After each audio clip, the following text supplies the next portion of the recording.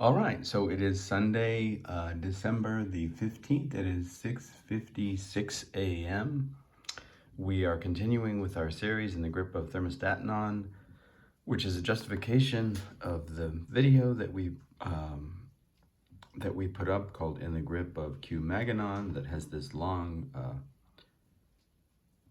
acronistic title that we always fail to decode because it's just it's a lot of work, and as I was saying, it's a justification of the purpose and function of the political satire represented by this particular narrative that occurs in the meta multi sci-fi comiverse, and that combines a number of different universes. We're going to enter the Wall Street universe today, as well as the Occupy Wall Street universe and the Occupy Los Angeles universe, which I guess was a spin-off of the Occupy Wall Street universe. Elon Musk's parody T-shirt, Occupy Mars, I guess throws in the faces of those individuals who lost their homes and or housing and became homeless and or jobless in the period of the Great American Recession, in which I was a job developer, and saw both the deleterious effects of the Great Recession on the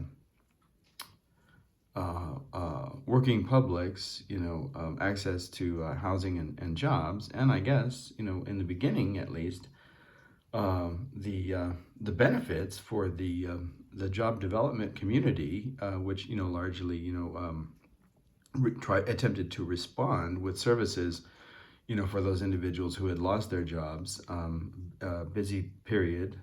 But eventually it was so bad that many of us in job development, and when I speak of job development, I'm speaking about individuals who worked with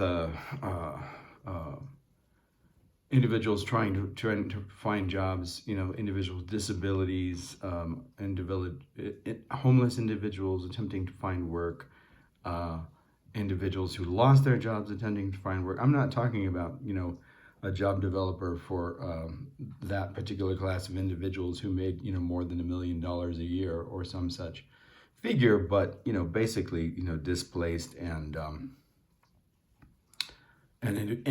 other individuals who would otherwise have had a difficult time finding a job. So the services would include training and and re-education and occasionally, right, of finding resources, finding financial resources to support the re-education and training, right, training services of individuals who couldn't afford that education or training on their own, and that's what I mean by I was in job services. I don't mean that I was helping corporate CEOs and business managers increase their profit from $1 million a year to $1 billion a year. But we're gonna have to, as I said, we're gonna have to probably enter some of those universes, the walls, and I don't really care to to be perfectly honest. I don't really care to enter the Wall Street universe, and I'm not a historian to begin with. I'm just a poet, I guess, and an artist, and I'm certainly not an historian of the American economy, and I don't know what I can really contribute to an intellectual discussion of the reasons, rationale, and lack of cultural memory surrounding the American Great Recession, but I'll attempt to because many of us seem to have forgotten, how bad things were and why they were bad, and how Trump took credit for, the growth rate in the economy when, actually, he was part of the problem to begin with, as were all of the market investors, and particularly like the mortgage company investors that bought up all of this housing based on the house of cards in the housing market that contributed, that was the greatest, single contributor to the Great Recession. And individuals like the one that we're going to see today, we can track the history of their relationship to that and I don't know the terms. Like I said, I'm not an economist. I'm not a historian of American economy, but the inflated, right? The inflated investments in a market that was, doomed to crash because people couldn't afford to continue, paying their mortgages, and a lot of market economies are like this. You build a house of cards, and then you extract the resources and the money that you want to extract, and then you're gone, right? And if other people lose their houses or end up homeless or jobless, that's you really take credit for that. And we'll look at that history, as I said, in relationship to one particular individual. I think we'll probably look at the original slide and then talk about what it represents, but we'll get into detail about what it represents. But I'll put up a little poverty chart, I guess, detailing unemployment, the history of unemployment, prior to and following the Great Recession, and I want to come back to an important point.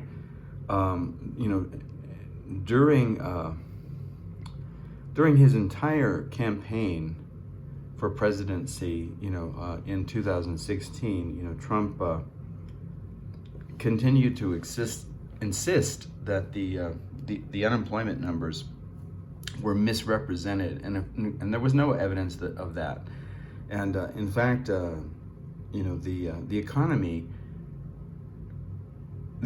came back a lot, because of Barack Obama's interventions, President Barack Obama's interventions. Part of which were, longer extensions on unemployment insurance payments that the government, was giving to individuals who had lost their jobs. And I was, highly aware of all of this and the extended payments, because I was working with so many people, who had lost their jobs. And then eventually, when the Great Recession began to affect, job services, local job services, where I was, and then I was also, right, my position also disappeared because there weren't enough resources to continue, the program that I worked with,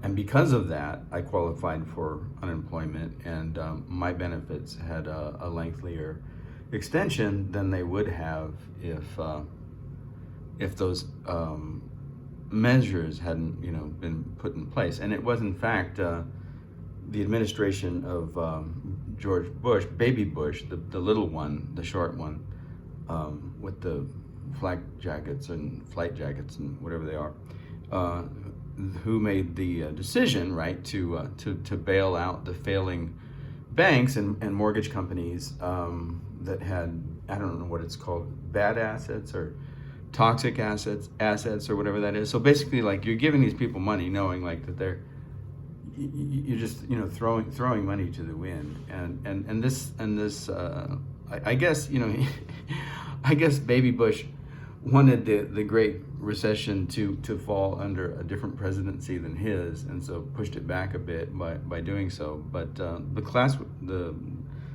collapse was imminent, and as I said, I'm not a historical economist or an economic historian, but you can talk to someone other than myself and and verify that. We'll look at a few sites on the internet that gives some data regarding all of that. But let's, for now at least, jump to the image and this particular moment in the narrative and see what we can do with it and see what it means.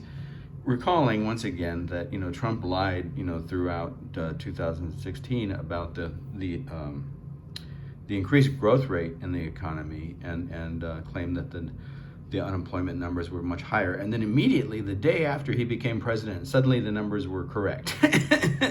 And I guess like everybody got a job the day that that Trump was sworn in his office of presidency, because of what I don't know. I mean, I don't know how that would happen, but because of his great awesomeness and economic genius or something, and I guess everybody that was out there denying all these people employment suddenly like changed their minds because of Donald Trump, and suddenly everybody was employed. And of course, this is the great lie. This is like because everything that he does is a lie, right? But somehow a lot of us continue to believe the nonsense without looking at the data. So I guess I could have just accepted that my narrative, produced harmful conspiracy theories, but I wanted to look at the data. So we've been looking at the data for 26 installments. This will be the 27th installment of looking at our data and what our narrative says, and the kind of political satire that it produces, and this justification is, I guess, has no choice but to investigate, right, historical records in order to do so and in order to justify itself. And in that way, the censorship of ThermostatAnon, upon a contracting feed through Theta's YouTube channel was kind of a blessing in disguise, because I never would have spent, however many hours this is going to turn out, 35 hours discussing all of this, history, if I hadn't been censored. And so, in a way, this series is much more powerful document than this video ever was. And so I guess, but that's not to say that this justifies the action of censoring, the video. But it's just like saying, well, thank you for giving us all the lemons, because we really have a lot of lemonade now, and we wouldn't have had so much lemonade if you hadn't thrown all these lemons at us. So,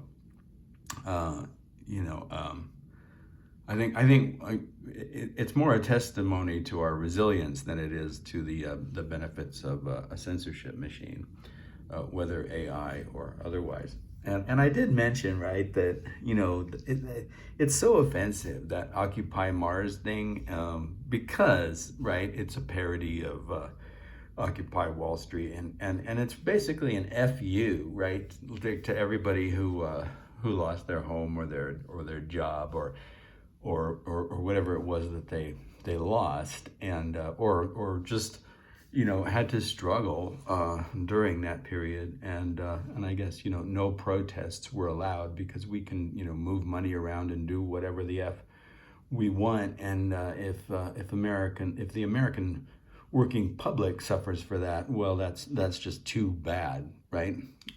So anyway, the Trump administration was really good at turning the psychology of an angry, working poor around, and manipulating it into believing that it wasn't a bunch of, banking and mortgage investors that, caused this problem. It was those evil people of color from other countries, stealing your jobs. And of course, that's so far from the truth that it's laughable.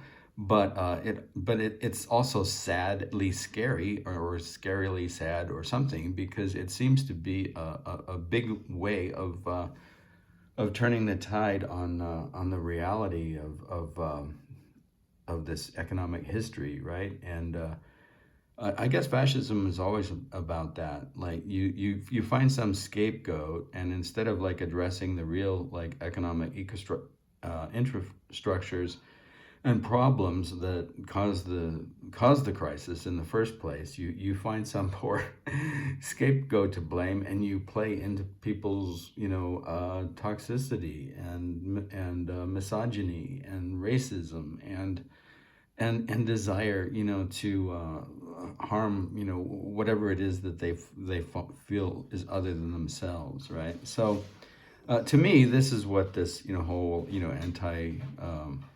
anti-immigrant sentiment is about. To me, this is what this whole tariff sentiment is about. And of course, tariffs are only going to make matters worse once again, because all of that's, like we've talked about, and especially Turkey, the past and or present spokesperson for the American tradition, the American cultural tradition and or cultural memory complaint department has pointed out all of those all of those items that the working American people like to purchase at Walmart that are imported from other countries, which is the majority of the products that you can buy in Walmart, will now cost you whatever they cost you before will now cost you whatever it was, $88.92. I can't quite remember the exact number, but it's some crypto-fascist number by intention, right? Just like Mike Lindell's pillows have crypto-fascist pricing numerical values. So just something to keep in mind. All right, so let's move on to the video and talk about, former Secretary of the Treasury, Steve Mnuchin, and here he is. He's on the street. He's out of a job, and the reason he's out of a job is because he contributed so powerfully to the investment, the overinvestment, and like I said, I would have like a vocabulary of words to use if I were an economist, which I'm not. But the overinvestment in housing and housing interest rate inflation in that early period leading up to the Great Recession. So whatever it was, 2004 to 2007, and beyond. Obviously, because you don't just stop like harming the American public because you lost your job in one presidential cabinet or whatever. So this is him, following the 2020 election, and he's on the street, and he's apparently begging for money, or he's just offering an apology. I'm not sure. I think he's probably doing both. He's apologizing to the American people and begging for money, at the same time. The space-time travel division and y'all, know a lot about that. I won't have to get into how often we work in the form of space-time travel. You could say that in a trivial way, we're space-time traveling right now, talking about the past, but we often space-time travel in more complicated and sophisticated ways. Let's not worry about it too much right here. Steve Mnuchin, the space-time travel division of a contract and fee through Theta, will spot, okay, there's the space-time travel right there, this man just outside the lack of funding store on Wall Street, again a reference to both the Wall Street universe and the Occupy Wall Street universe, of which Leon Mosquito's Occupy Mars t-shirt is a parody. New York City on January 20th. Why January 20th? It's presidential inauguration day, isn't it? 2025, and unfortunately, it's once again, Trump who's being inaugurated. If anyone recognizes who he is, and we asked that question, who remembers Steve Mnuchin, or we implied, I guess we implicated the question, or however you would say it, as we have used that expression, who remembers, so often in various ways, and referring to various individuals and various forms of memory.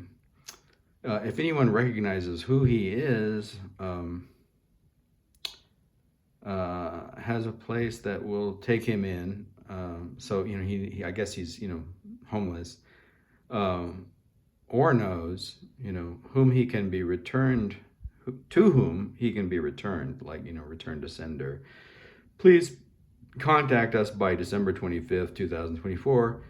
And I guess you can do that using space-time travel communication coordinate numbers. So, if you have any information about, well, now I've kind of given it all away, at least most of it, identifying him by name. So I guess I get the credit for that one. But if you have any, information on this other stuff or access to any of these other resources, you can contact, or wish, to add a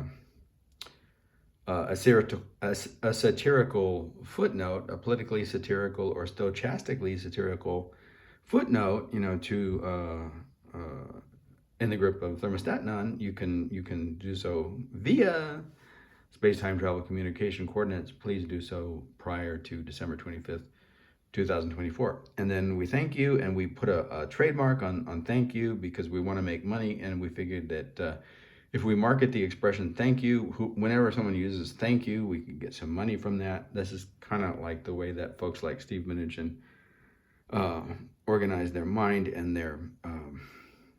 their goals, right? Like what can we that already exists that is free to the world, suddenly claim as ours through the use of a flag or some or some bogus patent or some just claim, right? Like, okay, this air over here, I bought this property here, and so all the air above my property, and if it moves over to your property, you're gonna have to pay me for it. Never mind that would be reciprocal, and your air I would be using as well. But somehow they always make it work out for them. They're gonna sell you your own air, they're gonna sell you your own water, your own mineral rights that somehow that they ended up with, sell you the privilege of not violating your treaty.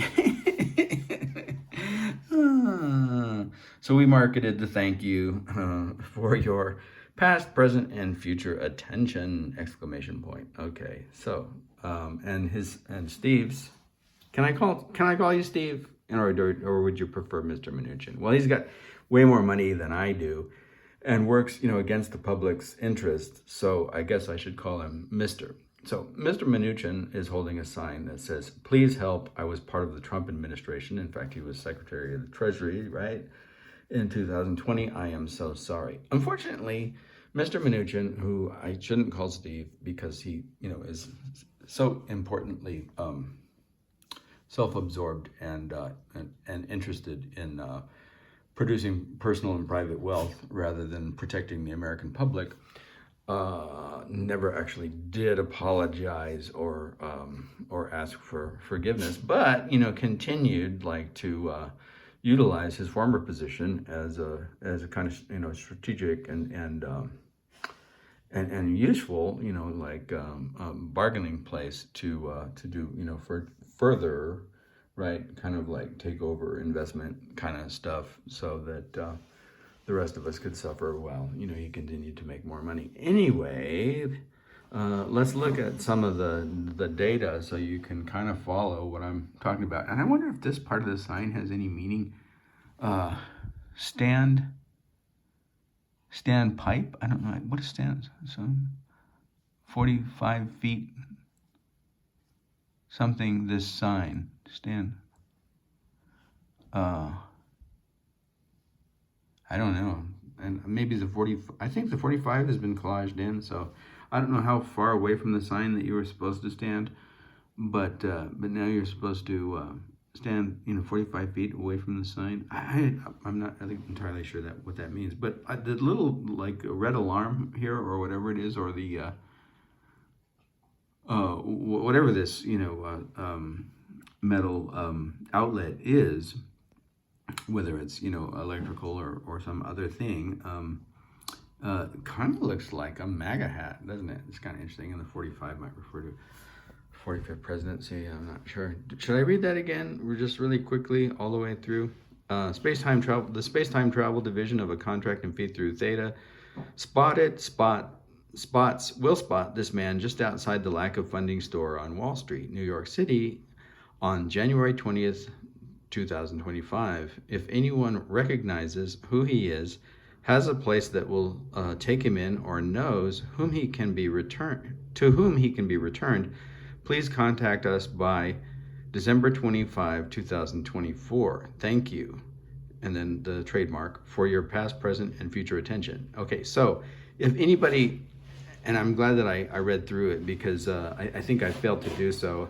And I could just let everybody figure this out on their own. I mean, and it is kind of self-apparent, but you do notice that we spot him on January 25th, right? And so presumably, like, this image is taken, or rather on January 20th, 2025.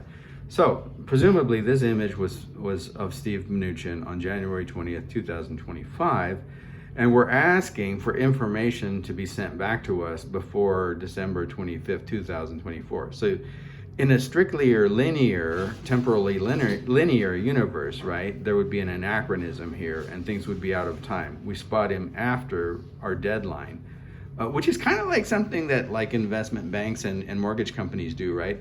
They'll send you a letter saying like, please pay your bill before 2 weeks ago or we'll take your house away. Somehow like the warning didn't get to you in time. At least that's what I remember when the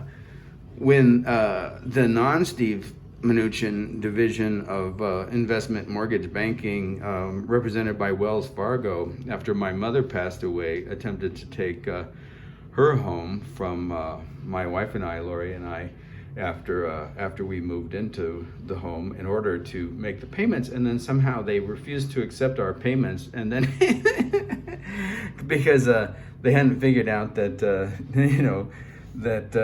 that through the inheritance that we were now responsible for the mortgage, and then so they wouldn't take our payments, but then our payments were overdue, right? So it's this kind of like interesting logic that plays, I guess, out in these I'll put it in quotation marks, legitimate takeovers, right, of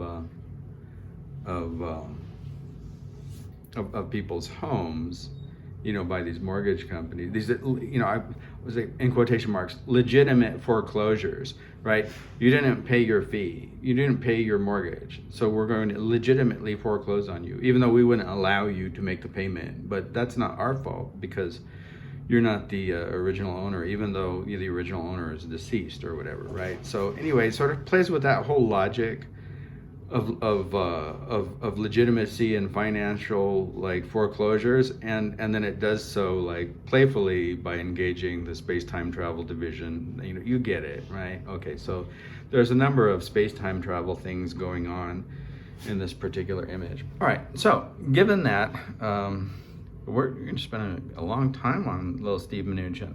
Let's go to some other stuff and talk about the history of and again, it's like, to the best of my ability, I'm going to talk about this. Mostly I have personal stories about individuals whom I attempted to help in that period, when I was in job services, and I don't have a wealth of a deep wealth of deep economic knowledge to share, unfortunately, but I can read a chart and I can make inferences. I've read enough Charles Sanders' Peirce to be able to make inferences, and I can compare notes, and I can spot a lie when I see one. So anyway, so here is the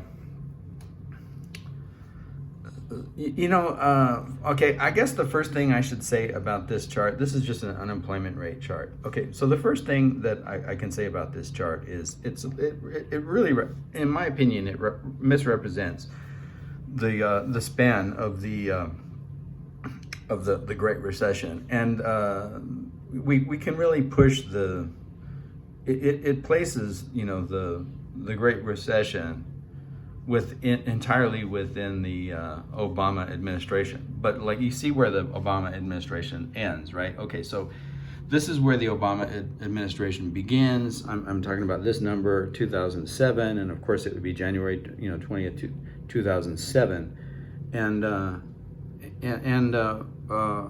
you know, the reason that it begins there is that's because that's when he was inaugurated in his first term, and then it extends to, you know, 2017, you know, January 20th, when his, you know, second term ended. All right, so, but you see that we're already in the red here, and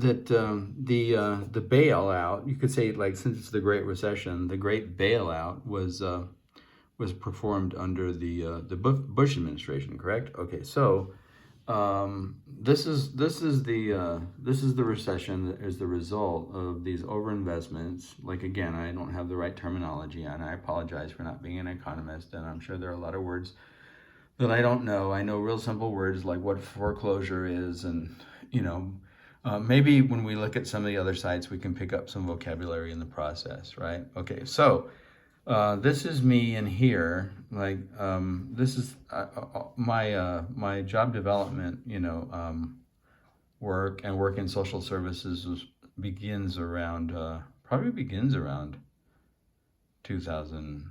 Let's see, I'm trying to really figure it out. Probably begins around 2007 when I was working in a employment services office in Oceanside, California, and so saw a lot of this. And then I began working with homeless individuals and individuals with disabilities, again in the area of not just, you know, job development and employment services, but, you know, certainly that was a lot of it, and you know, helping individuals and that, you know, had limited resources because of things like mental health disabilities or physical health disabilities, or just, you know, long periods of homelessness and incarceration, you know, reestablish themselves in the labor force and become economically, you know, self-viable again. So I was there during, you know, pretty much this whole period, and up to let's see, up to about here. This is a representation of approximately of 2010, and that's when I stopped working in social. I think that's the last moment of my work in social services until I believe sometime in, I'm trying to put the numbers together. So 2010 to maybe prior to the advent of 2011, which I entered employment services again, but in a different aspect, and then only briefly, and then moved on from there to Lori found work in the Navajo Nation as an educator, and so we moved there, and then, you know, beyond 2000, that was 2012, so that's over here. And then, you know, beyond that, I was never involved in paid social services or paid you know, economic, you know, workforce and labor services. Again, I, you know, didn't do that no more. And the source here is the I think it's pretty reasonable source, Bureau of Labor Statistics, using the civilian unemployment rate, ages 16 plus, you know, seasonally adjusted. All right, so here's the bailout. Bush bails out the banks and mortgage companies over here. The Great Recession, like I said, I would push the Great Recession back further. I would push it back into the, because it was the result of Baby Bush's economic policies, I would push it back into his administration. Whether that, you know, unemployment, you know, vertical leap, you know, was represented, you know, as powerfully there or not, but in any case, you can see that that's a inherited recession, and then it spikes here, and then, you know, and then somewhere in here, and if I wish I had a better memory about stuff like this. But I was working in unemployment services in 2007 to 2009. I know that in this period, within the Great Recession that we received in some of our organizations, we received a lot of extra help and funding as under COVID, individuals who couldn't be employed, that didn't work for agencies that were violating their labor contracts, like Amazon and others. Perhaps Amazon made billions and billions of dollars during the COVID crisis because it basically refused to maintain safety standards for its labor force. And I guess the good thing was that you kept working. The bad thing was that you lost a lot of your benefits and your right to contract negotiation, which Amazon keeps pushing for because they really don't like organized labor.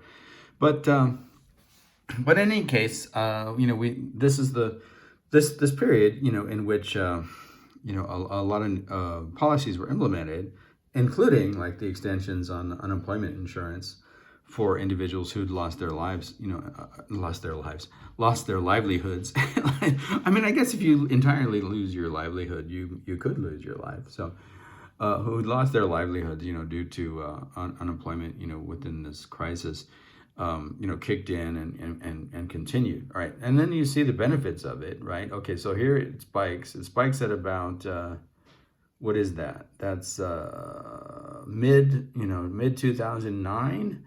And so just prior to my initial leaving job services around 2010, right? I think these timelines now, even for me, it's a little.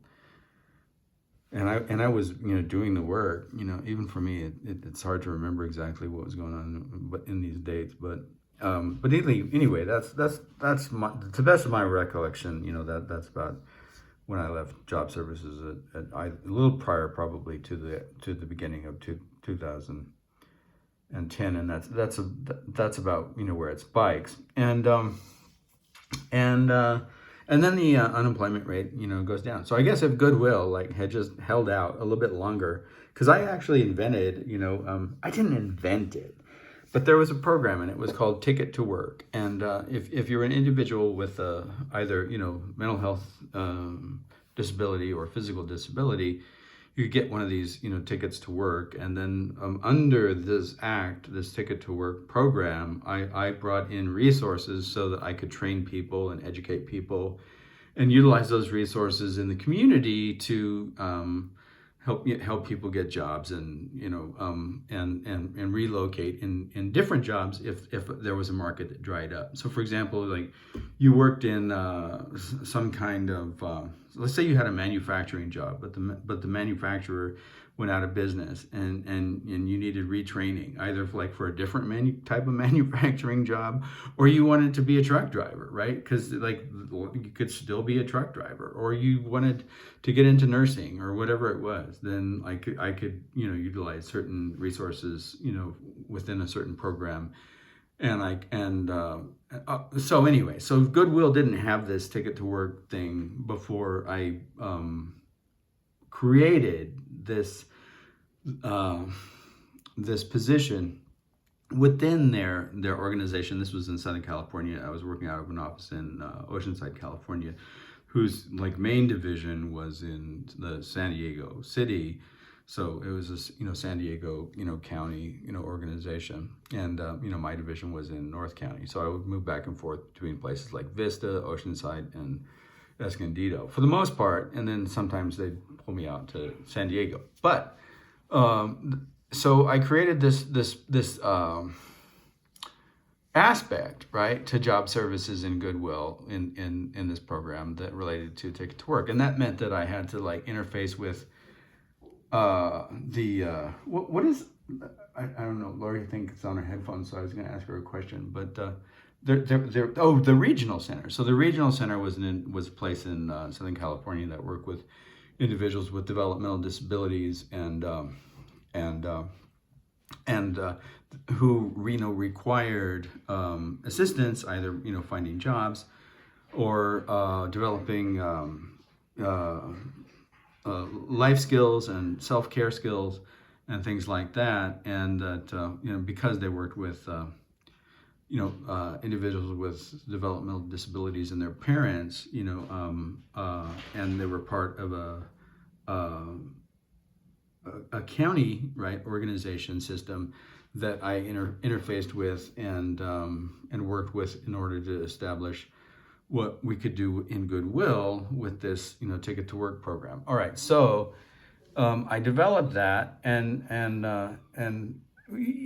okay. So here's another thing about economics, right? You don't just like Trump didn't just assume office, and then suddenly everybody has a job. Like the changes take time. So first you have to implement the policy, then you have to develop the organization and run the resources, and then you have to wait. So I don't remember what date it was that I began developing the Ticket to Work program in Goodwill, but it was like probably sometime in either late 2008 or early 2009. But by the outset of 2010, Goodwill decided that they didn't have any extra resources to run these new programs. So my job was eliminated because so I'm going to use, I don't usually violate the frame here, but I'm going to do it. This is like calling attention to the mechanism, right? To the apparatus. All right. Okay. So around in here, right, I lost my job because, Goodwill decided that they didn't have the resources for these new programs anymore, and they were going to go back to what they had. So Ticket to Work is gone. At least it was, unless they put it back together. And I don't know who they would have found that could do that, because it was a lot of work, and you had to you had to be able to interact with a lot of different agencies. I knew people in the local community run and county run and state run employment agencies because of my initial job at this Oceanside Training Center, this Oceanside basically job training center. And then I also worked with like I said, the regional center, and I had knowledge of a lot of mental health resources because I had worked with individuals in this ACT program run out of a large agency. What is it called? Mental Health Services or something like that in San Diego. So I had connections with psychiatrists, and I had connections with people in employment offices because I had worked with this population of homeless people and people that were formerly incarcerated, and I also had connections with people in the local county offices, including probation officers and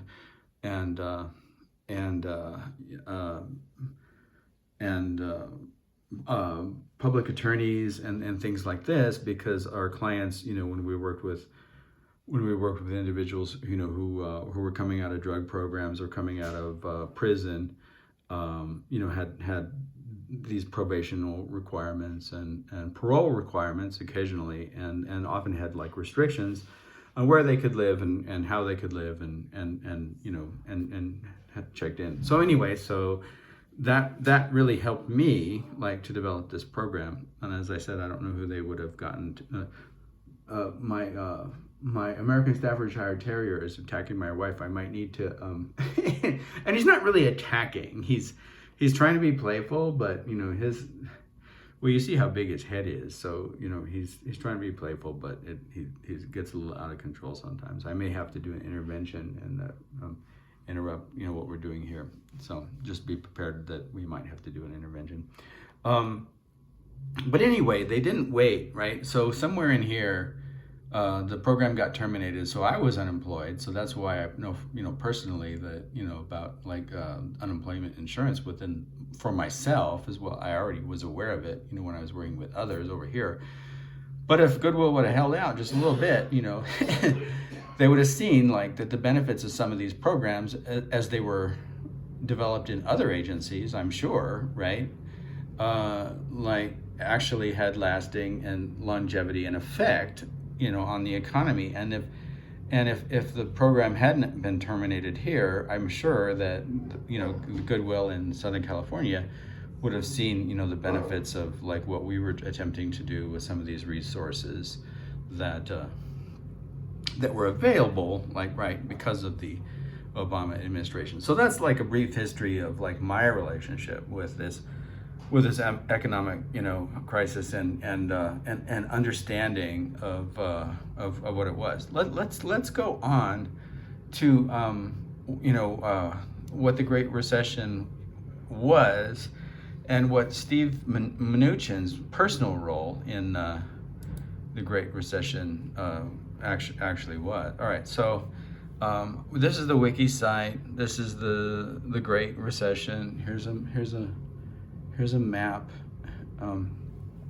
but I'll read through it quickly. The Great Recession, not to be confused with the Great Depression, right, during the 1930s, or the Great Resignation. All right, the Great Recession was a period of market decline in economies around the world that occurred from late 2007 to mid 2009. Well, really, like we said, like really up until about, you know, 2010. It took a while for those economic policies to set in that Barack Obama created to buffer the unemployment situation.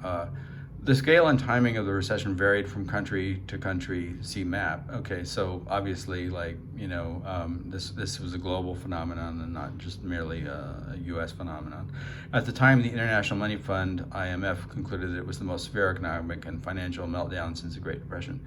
The causes of the Great Recession include a combination of vulnerabilities that developed in the financial system, along with a series of triggering events that began with the bursting of the United States housing bubble. See, now this is where, you know, Steve Mnuchin's responsibility in the Great Recession comes in, right? Okay, so if you look up, you know, I'm probably not going to click on everything because it would just slow us down too much. Housing bubble, the 2000s United States housing bubble, or house price boom. Like, see all these terms, and I don't know how to use them really. Like, what's a boom versus a bubble? Like I said, I'm not a historian of economics, so I'm just trying to do the best I can with my limited vocabulary. The 2000s United States housing bubble, or housing price boom, or 2000s housing cycle, was a sharp run of up and subsequent collapse of house asset prices affecting over half of the United States. And why? Because individuals like Steve Mnuchin bought these mortgages and created these like investment banking situations in which, like, you could buy this one up, buy this one up, buy this one up, just like sharks eat little fishes and bigger sharks eat littler sharks, and make all this money because you're investing in basically what would become a kind of house of cards. And that's probably not a term that they use, you know, like they prefer bubble and you wait until the bubble bursts, or like boom until the boom, like, that turned out to be a flop, right? In many regions, a real estate bubble, it was the impetus for the subprime mortgage crisis. Okay, so subprime mortgage crisis, if we clicked on this, and then we could click on subprime mortgage crisis, but I don't want to do all of that because it's gonna slow us down, and we're already at, you know, 48 minutes and 15 seconds, and we're still dealing with that little picture of Steve Mnuchin, right? Okay, so where were we? We were at housing bubble, right? Okay, in 2005 to 2012. When housing prices fell and homeowners began to abandon their mortgages. Well, that's a really misleading way of putting it, right? I mean, like, oh, I can't pay my mortgages, I'm just going to abandon having my home. You know, it's more like, you know, you lost your job, you lost your source of income, or whatever, or you're just outpriced because you can't pay your, you know, grocery bills or electric bill or water bill and your mortgage, and so you have no choice. You don't abandon your mortgages. You basically, the bank comes and it takes your house away, right? The value of mortgage-backed securities. Okay, so we should probably look and have them tell us what this is. The value of mortgage-backed securities held by investment banks declined. All right. Okay, so mortgage-backed security is this. A mortgage-backed security, MBS, is a type of asset-backed security which is secured by a mortgage or collection of mortgages. This is Steve Mnuchin right here. Hello. he is a mortgage-backed security, banker and investment, agent, right? So like this is what he would do. He would like offer this money, for these homes and these other investments, under a mortgage, and then when individuals failed to pay, for their pay their mortgages on time, there would be a foreclosure. All right, and as I've mentioned, like that almost happened to Lori and I, my wife and I, when we inherited my mother's home in Santa Fe, New Mexico, and Wells Fargo conveniently, both refused to accept our payments, our mortgage payments, because they had no evidence that we had to provide evidence of my mother's decease, and it, not only like it was it annoying because of their attempt to steal our home, but it's in a time in which one is mourning and in emotional crisis, and it's pretty traumatic, to lose a parent in the first place, but then like to have to like go through all of this routine, to find evidence and support your attempt to pay the mortgage bill while the mortgage company, the lender, the bank is trying to steal the house is extraordinarily troublesome, as you can probably imagine, and I'm sure that those of you who've gone through something similar can relate to. When housing prices fell and homeowners began to abandon their mortgages, like I already said, like I really don't like the language that's used there. The value of mortgage-backed securities held by investment banks declined in 2007, 2008. And of course, that's where the collapse occurred, causing several to collapse or be bailed out in September 2008, right? Okay.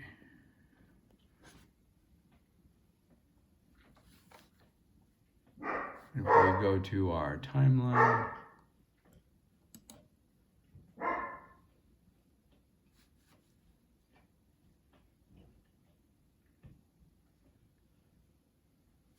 all right, so let's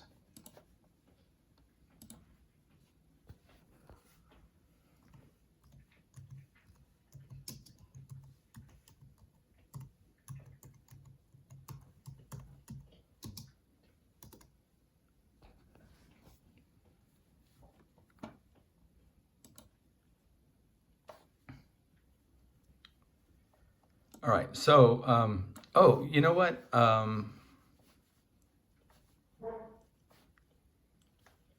Let me see. Let's go back to, okay, this is the new window. This is the old window, and I guess I had been looking at this entire timeline as belonging to the Obama administration, but the Obama administration doesn't actually begin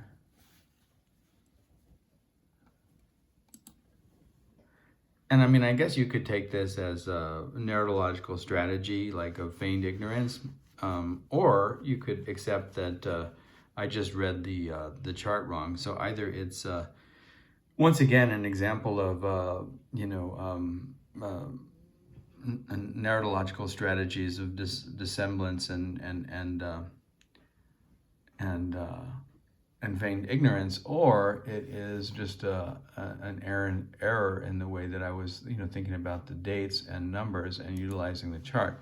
So here's 2009, right? So this is actually about here where Obama takes over from the baby Bush administration.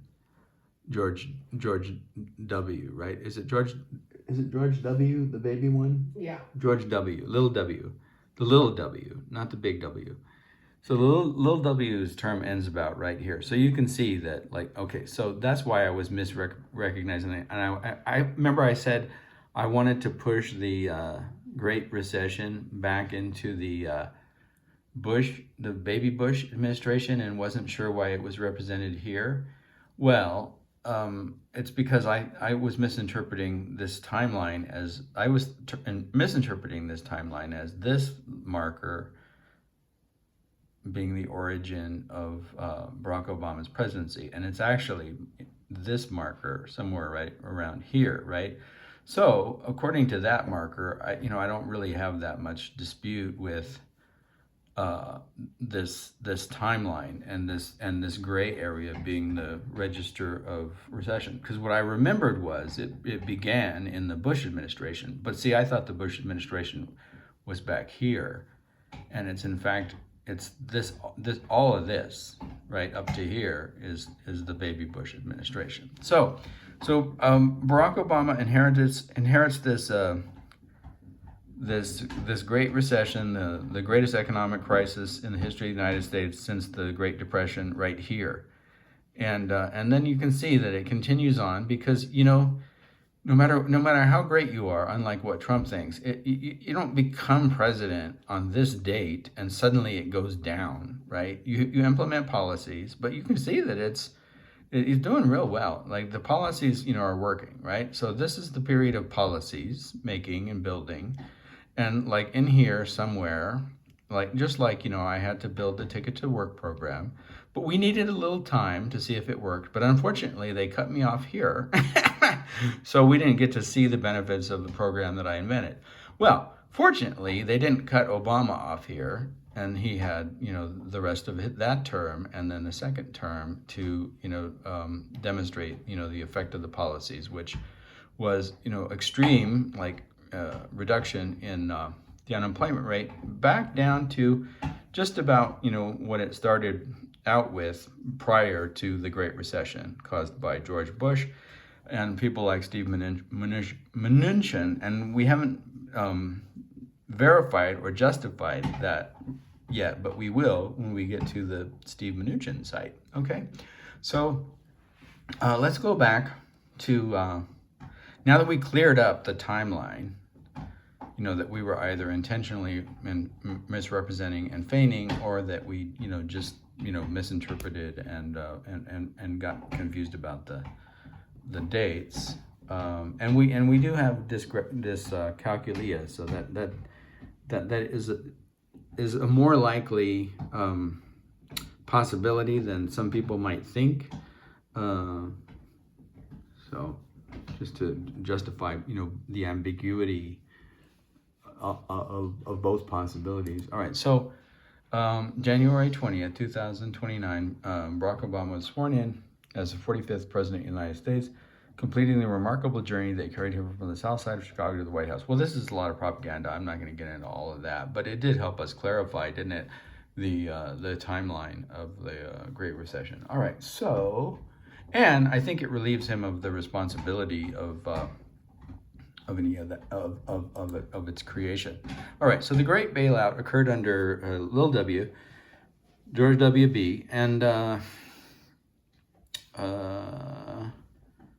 this 2007 to 2008 phase was called the subprime mortgage crisis. Okay, so the subprime mortgage crisis, and what we're arguing is largely a result of investment bankers and financiers like Steve Mnuchin, who was placed in the Trump administration's cabinet as the what is it called? Secretary of I want to say finances, but it's what is the term? What is the term?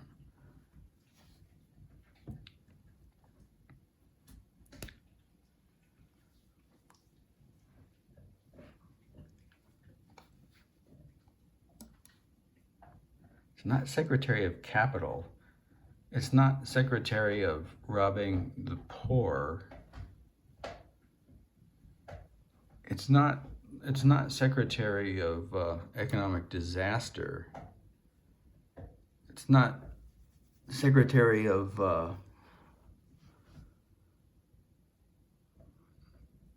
Financial Security and Well-Being. Oh, it's just Secretary of the Treasury. Okay, So let's go back to the Great Recession,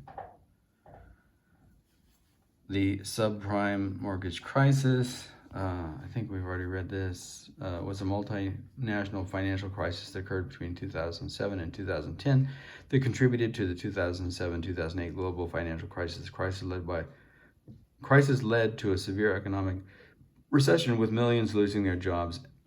And that's what I was involved with in that period. Those millions of people losing their jobs and many businesses going bankrupt. All right. And then there were, of course, responses to that, and the great bailout. And, part of that was Occupy Wall Street, which we, kind of hinted at. But let's, before we go to Occupy Wall Street, we'll come back to Occupy Wall Street and we'll come back to Occupy Los Angeles. But let's do it via Steve Mnuchin, who I couldn't remember what he was the secretary of, and I couldn't remember whether it was Secretary of Economic Disaster or Secretary of increased wealth and for the 1%, or what it was. It turns out to be that the office is just called Secretary of the Treasury, which is actually pretty easy to remember, although perhaps slightly less accurate than what our other suggestions might have been. So here's a big long list of all of the investment that represents Steve Mnuchin's life and all of the different stuff that he did, and I guess it starts to get real ugly here sometime around 2002, and he became the director of Kmart. You remember when Kmart exited bankruptcy through an investment by ESL, when the company merged in 2005 with Sears to form Sears Holdings. A lot of those Searses don't exist anymore either. Kmart went under, and then, and this is what I was talking about. Okay, so it is called asset stripping. This is like where people they invest in these places, right? Takeover, do corporate takeover, and then strip assets for their own financial benefit. But basically, it destroys the company and puts people out of work, right? So if we look up, okay, I'll just read the paragraph. This is as early as I don't know when, but it starts in the early 2000s. Mnuchin became a director of Kmart when it exited bankruptcy through an investment by ESL. When the company merged in 2005 with Sears to form Sears Holdings, so that's 2005, I guess.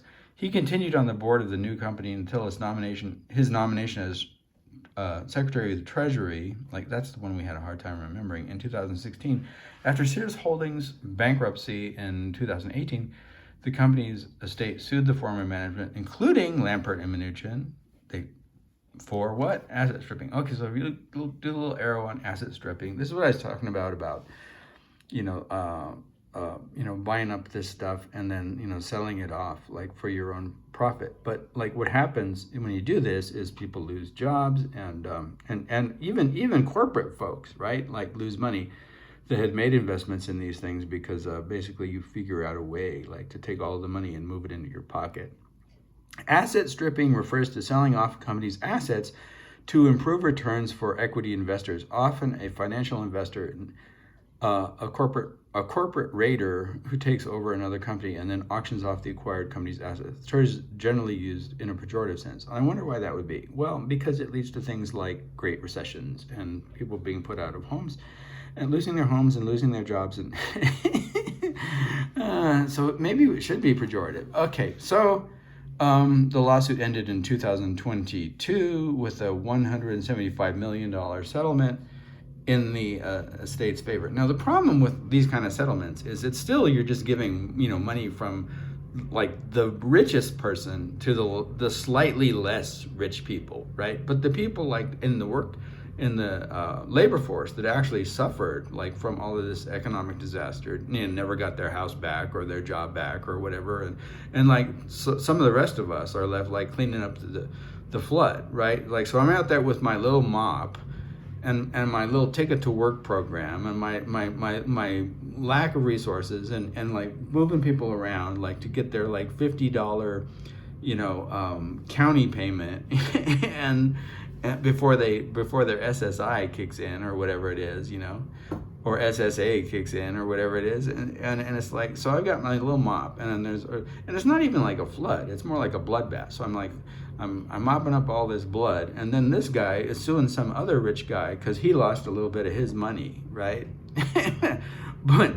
but never really has to get out the mop, and do the rest of the work that some of us did to try. Because why? Because that's all they care about, is moving money from one place over here to one place over here, whether it's legal or not. And the problem is that if you're not motivated by a desire like to keep people in work and a care about what actually happens to the working poor in the United States, then you're just part of the problem, and you always will be. So this was the Secretary of the Treasury under Trump, Steve Mnuchin. And then there's some stuff on being outbid and all this, whatever, and ever, and I mean, it just goes on and on. You can do the research. You can look up some of the stuff. We're exceeding an hour, so I'm going to get straight to the foreclosures. One bank was one bank, and that's not one. Oh no, not bank. One West. One West. That's the organization. This is Steve Mnuchin's corporation. Was criticized for aggressively foreclosing on homes. Aggressively, like, right? Okay, so in these mortgagees, didn't abandon their mortgages. They were aggressively foreclosed. Okay, so does everybody know what foreclosed means? Is there a link to something that says foreclosed?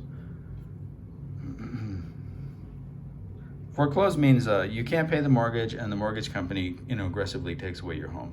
I was hoping that there would be like a little like link from the word foreclosed. No, I don't see one.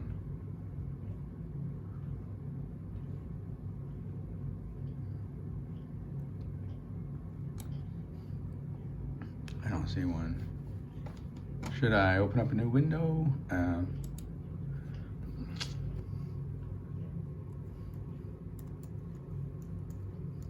Foreclosure, wiki,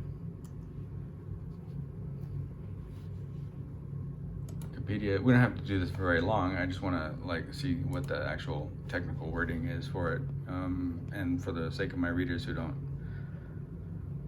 aren't familiar with it, foreclosure is a legal process in which a lender attempts to recover the balance of a loan from a borrower who has stopped making payments to the lender by forcing the sale of the asset used as the collateral for the loan. In other words, so you're paying this mortgage on your home, and you can't, afford to meet your payments, and so the lender has the legal right, to take the property and sell it, resell the house or whatever it is, whatever the property is, car, whatever, and it's no longer yours, right? And then that's how they make their money. So even if they make a little money back on the return or less money back on the return than they would have if you had paid your mortgage, but they're still getting more money. And in some instances, they might even be able to make more money depending on what they can resale the house for. But in a house of cards situation, it's probably not going to be more money. It's going to be less money. And this was a house of cards situation.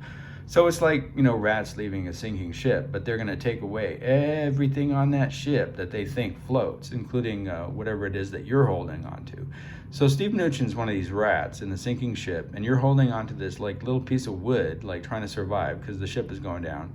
And you're out there in the ocean, and there's sharks, and you're just trying to hold on to this piece of wood, and this rat jumps onto you, and it just starts taking the piece of wood from you or chewing on your piece of wood, because he's gonna, and the rest of his rats are gonna grab that piece of wood and they're gonna use it to survive. That's Steve Mnuchin right there. Okay, so I'm glad we looked up foreclosure. All right, where are we? Okay, back here. Foreclosures. One West was criticized for aggressively foreclosing on homeowners. In the 5 years following Mnuchin's acquisition of One West, the bank foreclosed on 36,000 homes in California. These are 36,000 families who lost their homes because he was a rat, just taking away their piece of wood that they're trying to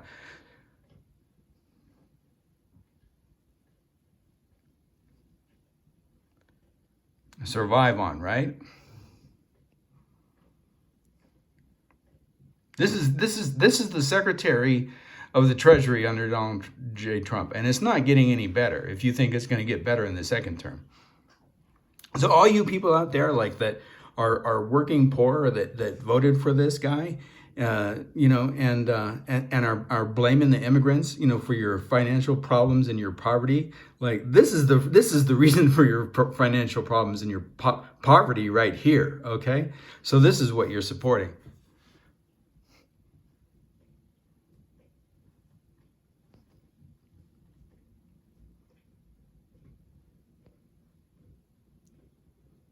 In the 5 years following Mnuchin's acquisition of One West, the bank foreclosed on 36,000 homes in California, leading local activists to begin, and this is like activists, you know, who there were, you know, it began, you know, with Occupy Wall Street, but it spread, you know, to the rest of the country as well. And we had in Southern California, we had Occupy Los Angeles, leading vocal activists to begin calling Mnuchin the foreclosure king. The high foreclosure rate might have been a result of the loss sharing agreement with the FDIC, whereby the FDIC had to reimburse One West. So he's like getting money all the different ways. He's getting reimbursement from the government, and he's selling people's houses. So the money didn't go back into the individuals. The money but with the bailout that George Bush authorized in his term didn't go back to the people who were losing their homes. They went to these foreclosure kings who continued to steal the homes and take the money. The high foreclosure rate might have been a result of the loss sharing agreement with the FDIC, whereby the FDIC had to reimburse One West for losses. So just to like put the shit icing on the shit cake, like the rats get money from the government because the boards that they stole from the people trying to survive in the ocean weren't as nice as the boards they had before. Okay. According to the New York Times, One West was involved in a string of lawsuits over questionable foreclosures and settled several cases for millions of dollars. Sounds exactly like Donald Trump. Because of these foreclosures, around 100 okay, so this explains the sign right here. Like, remember, he has the sign, and we can go back to the image after this. I'm getting a little emotional.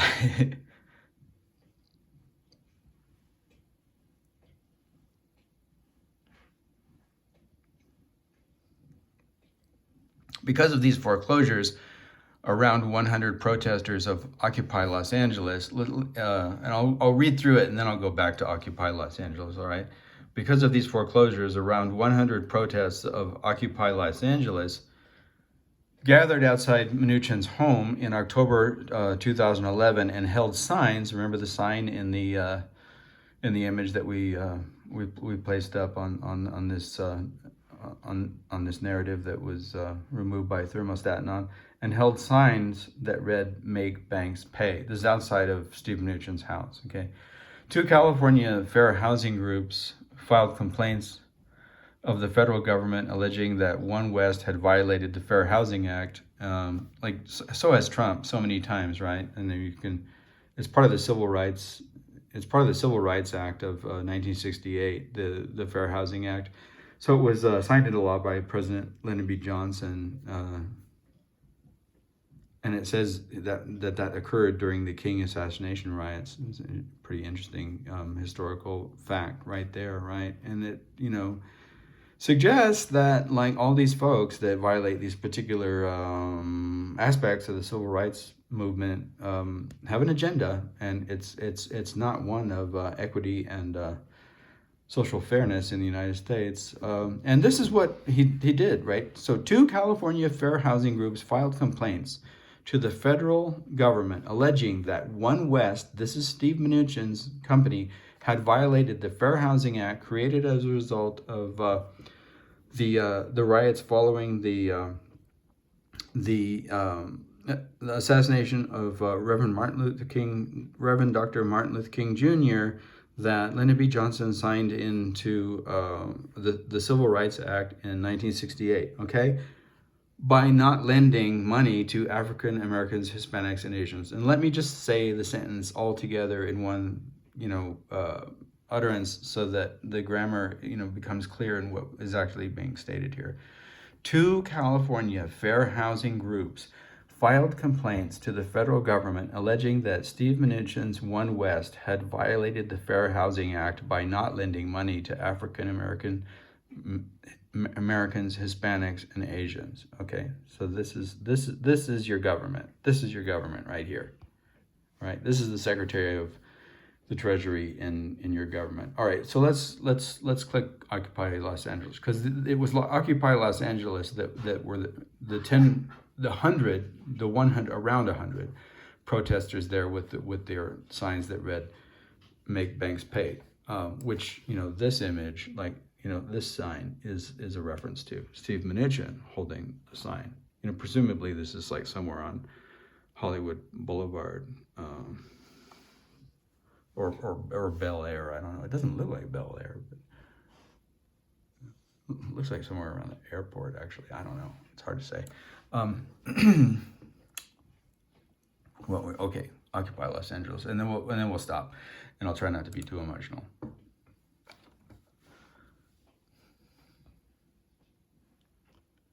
Occupy Los Angeles. These are the guys that gathered, outside of Mnuchin's home with the signs. Make Banks Pay was one of many Occupy movements in the United States following the original, as we claimed, Occupy Wall Street, OWS protest.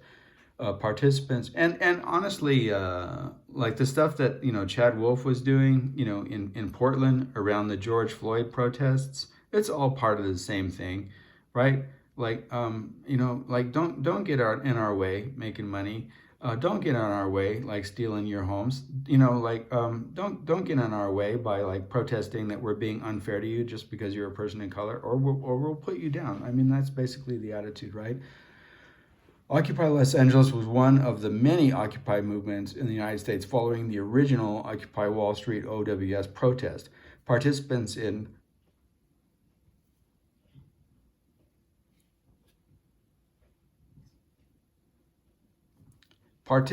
of Occupy LA first met at Pershing Square on September 23rd, 2011. Activists came to consensus to occupy public space in solidarity with the growing movement. Occupiers first marched in Los Angeles on September 24th, 2011. They next protested a fundraiser being held in Hollywood at the House of Blues for President Obama. Participants met at Pershing Square every subsequent night to plan out the logistics of an occupation set to begin on March 1st, 2011. After debating potential locations around Los Angeles, people cited on the lawns around City Hall. Tents first manifested on October 1st, 2011 on the grounds of Los Angeles City Hall. So it was the City Hall, and then let's see if it talks about the occupation outside of Bel Air.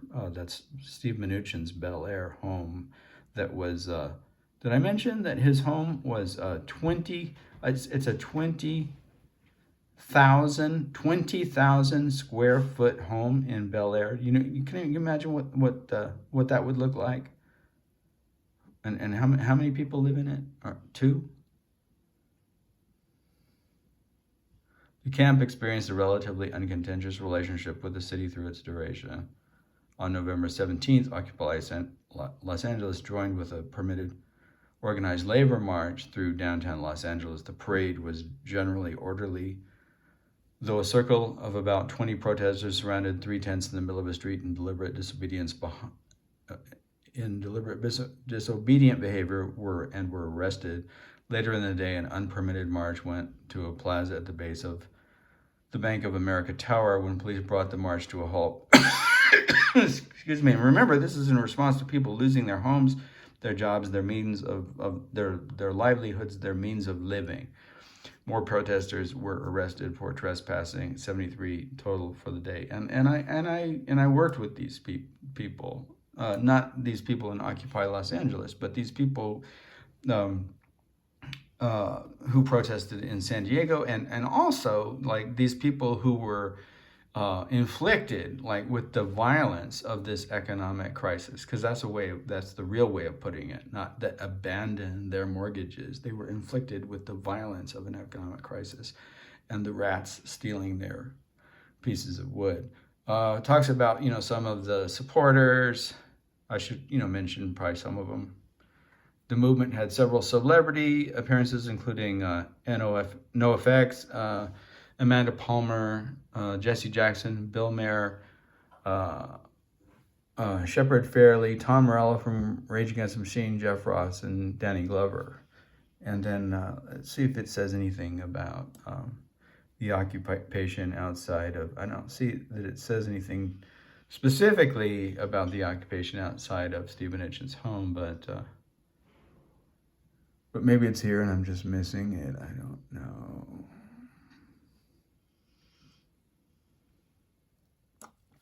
Let's see what that looks like in terms of the timeline. Let's go back to Steve Mnuchin, and then, did I lose the Steve Mnuchin site? I think I did. I'm gonna have to look that up again then. All right, sorry.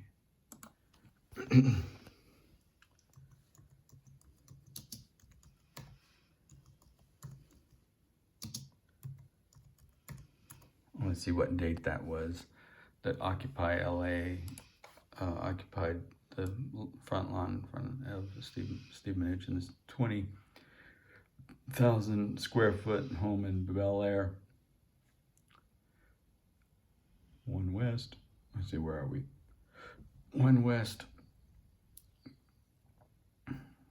Liberty. We didn't even get to Liberty Strategic Capital. You can look at that on your own. We haven't even gotten there, but more use of his former position to make more money and steal more money from people. I want to find where that was. So that was October. It doesn't give an exact date. October 2011, and then